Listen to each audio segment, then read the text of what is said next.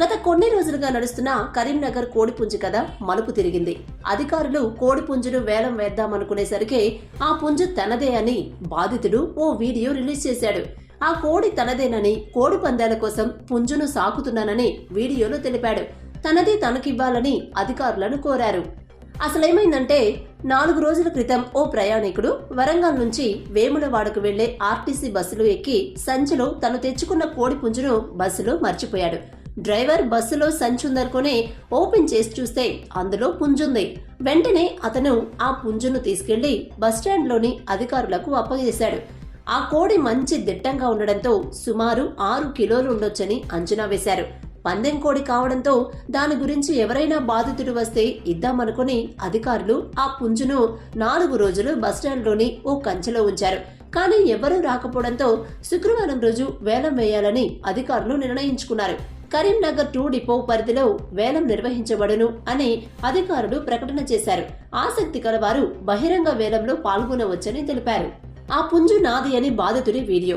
RTC బస్సులో మర్చిపోయిన పందెం కోడి తనదేనని సిరిసిల్ల జిల్లా రుద్రంగికి చెందిన మహేష్ అనే వ్యక్తి ఓ వీడియో రిలీజ్ చేశాడు.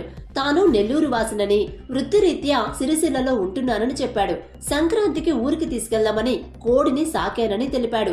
ఈ నెల 9న కరీంనగర్ నుంచి వరంగల్ వెళ్తుండగా కోడిని సంచిలో పెట్టి మర్చిపోయానని చెప్పాడు.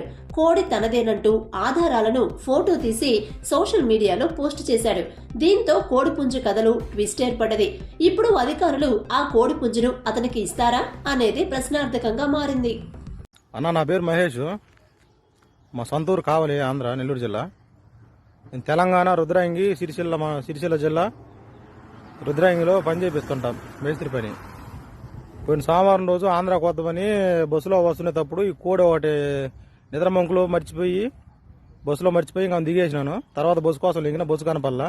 ఇప్పుడు యూట్యూబ్లలో వాటర్లు ఇటర్లో వస్తుంది. కోడి నాదేనన్న. దాని ఫోటోలు వీడియోలు మొత్తం నా దగ్గర ఉండి అది కోడి నాదేనన్నా. ఎవరికి బాగానే వేలం పట్టాపండి. అది కోడి నాదే. దాని ఆధారాలు మొత్తం నా దగ్గర ఉండే. ఆ బస్ టికెట్ ఆ ఫోటో కూడా నా దగ్గరే. సజ్జనార్ సార్, దయచేసి ఈ వేళ నాపండి. ఆ కోడి నాది. మీ మీద నమ్మకం ఉంది మాకు. దయచేసి ఈ వేళ నాపండి సజ్జనార్ సార్.